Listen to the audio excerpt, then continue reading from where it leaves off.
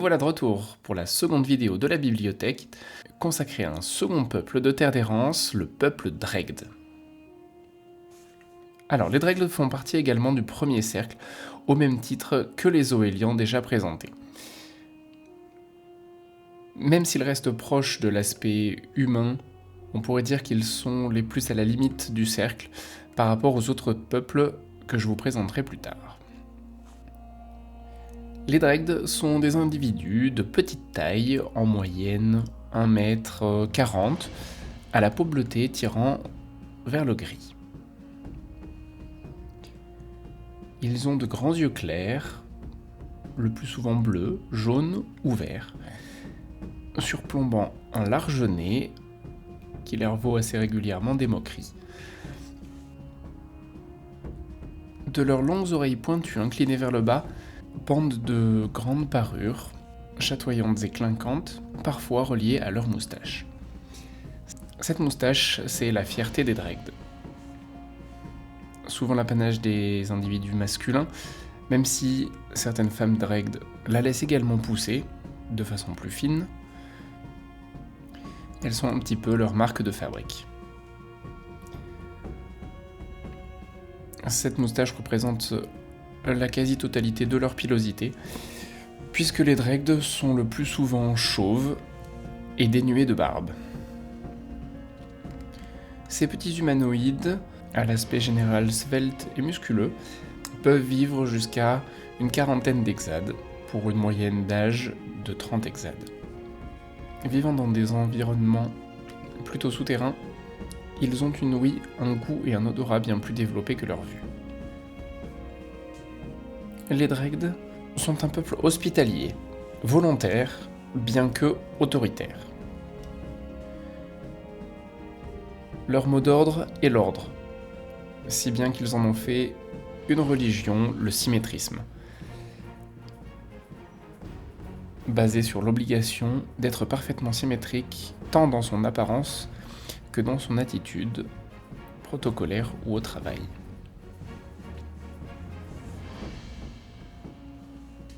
Ce n'est pas pour autant qu'ils délaissent la religion avénide, notamment en priant Selundé, la source de la terre, ainsi que Zelum, la racine primaire de l'ost des profondeurs. Les Dregd sont un peuple intelligent, aimant l'art, la culture, mais aussi la force et l'aspect physique. Ils raffolent particulièrement des ruisselats minéraux dont ils sont les seuls à avoir le secret.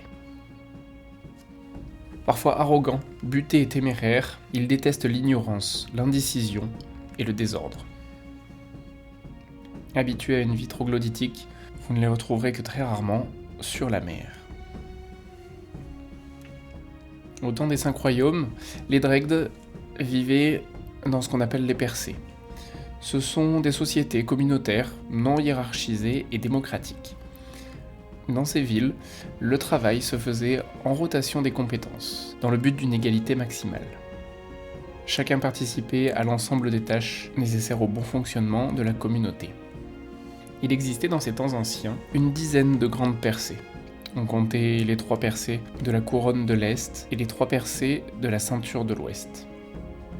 D'autres percées également, comme l'orgue marin, se trouvaient hors des terres d'Eidaran, loin dans les baronnies de Tervan. Ces percées, gigantesques cités souterraines affleurant la surface, étaient souvent bâties en haute montagne, là où les vents et la lumière pouvaient s'engouffrer sans mal dans les immenses ouvertures desservant ces cités. C'est dans leur profondeur que les Dregd pratiquaient la presse, une forge particulière, à basse température et à haute pression. C'est là-bas également qu'ils exerçaient leur art de la confection des ruisselats, poissons étonnantes issues du ruissellement des liquides le long de failles minérales à travers la montagne. Maintenant, au temps de l'errance, les percées ont été abandonnées ou détruites par les ravageurs. Les Dregd se mêlent aux populations des peuples libres, entretenant généralement de bonnes relations avec elles, notamment par le commerce. Seuls les Svolas leur semblent peu accueillants, du fait de leur appartenance à un monde aérien qu'ils ne connaissent que trop peu. Souvent peu concernés par la nature, ils sont beaucoup plus intéressés par les sciences et la technologie. Au cours de vos lectures, vous pourrez rencontrer le premier des Dreghd, dans le tome 1 de la saga de Terre d'Errance, Les Ombres d'Adralia, incarné par la personnalité de Praharp. Ce personnage, issu d'une ancienne famille noble Dreghd, pousse la symétrie si loin qu'elle se reflète également dans son nom, signe de cette ancienne noblesse.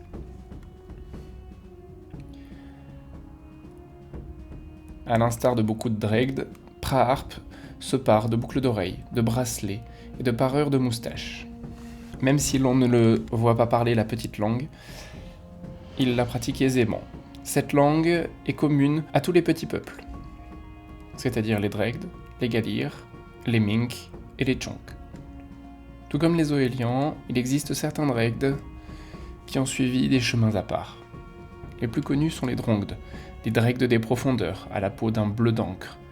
Plus trapus, plus forts et plus brutaux, ils vivent non pas dans des percées inondées de lumière, mais dans des citadelles des profondeurs, là où la lumière du jour ne perce plus.